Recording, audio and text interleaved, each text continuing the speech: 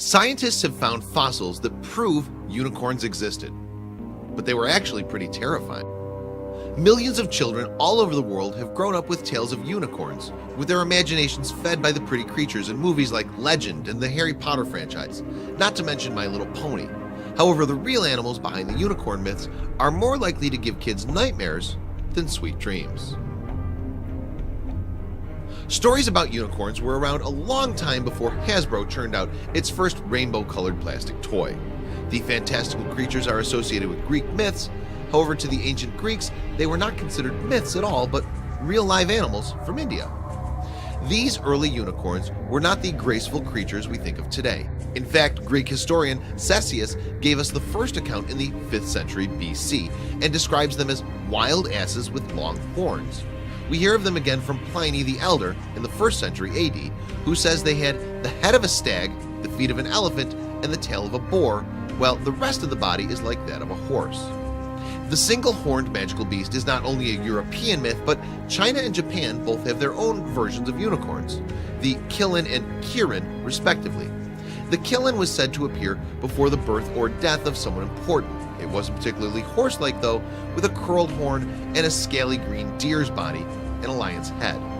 Some people believe the Bible contains references to unicorns, although most scholars say this is actually a mistranslation of the Hebrew word re'em.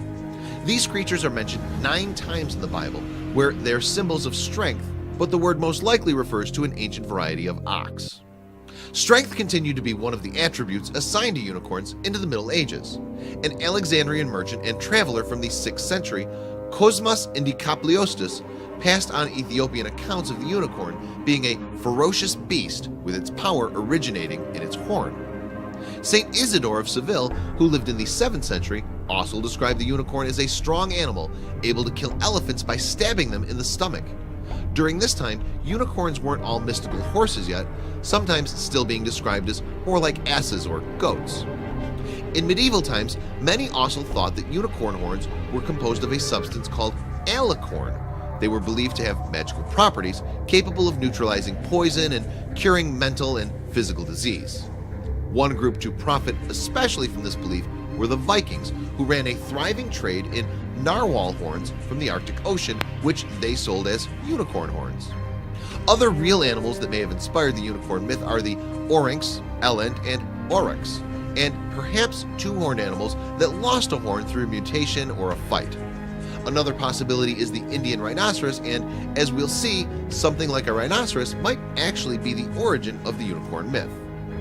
Then in 1808, a newly discovered species called Elasmotherium was named after Gotthard Fischer von Waldheim, director of the Natural History Museum at Moscow State University.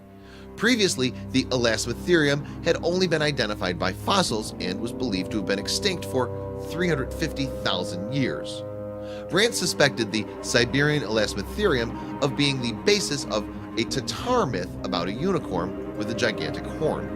However, since the Elasmotherium was thought to have disappeared about 350,000 years ago, no humans would have been around to see them. Then in March of last year, the skull of an Elasmotherium was unearthed in Kazakhstan, putting the date of extinction much later, only 29,000 years ago. Now there was at least a chance that Elasmotherium would have been around long enough to be seen by humans and inspire the unicorn legend. Unfortunately, for those who like to think of unicorns as the graceful white-haired horses that feature on posters, usually with a rainbow in the background, the Elasmotherium was not quite so dainty. Rather than being an ethereal pony, it was closer to being a terrifying monster rhinoceros. The Siberian Elasmotherium would have been an intimidating sight, standing around 6 or 7 feet tall and 15 feet long, most likely covered in fur like a mammoth. These mighty animals weighed 4.5 tons. No definite size has yet been given for the horn, but it may have been up to 6 inches long. As its name suggests, the Siberian Elasmotherium roamed western Siberia. They were also to be found in southwestern Russia and further south into Eastern Europe. Despite its fearsome appearance, it was a herbivore, like the modern rhinoceros, grazing over large areas. Most likely, the south of western Siberia was a refugium where this rhino preserved the longest in comparison with the rest of its range, paleontologist Andy Svansky told Phys.org. There's another possibility that it could migrate and dwell for a while in the more southern areas. Although it's possible that modern humans encountered the Elasmotherium, it's not entirely certain that they did. Some, like cryptocologist Willy Ley, suspect that stories about the species have survived from the prehistoric era, but some accounts, like that of 10th century traveler Ibn Fadlan, seem to describe the giant rhinoceros too accurately to be merely retelling a myth. Unicorns that look a bit more like Elasmotherium than the Western version are found in stories from those regions where the animal once lived.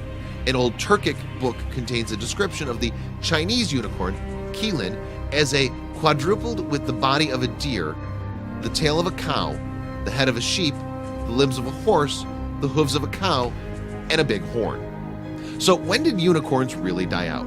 Nobody knows yet. As new evidence is still being discovered, one theory based on a fossilized Siberian Elasmotherium skull is that they died from a meteor impact. Alternatively, they may have been victims of environmental change. Researchers are still working on an answer. 19th century scientists speculated that the Elasmotherium must have had a single horn. The whole analogy with the rhinoceros points with the greatest certainty to the previous existence of a horn, wrote Russian zoologist Alexander Brandt, which, to judge from the size of the blood vessels once encircling the base, must have possessed enormous dimensions.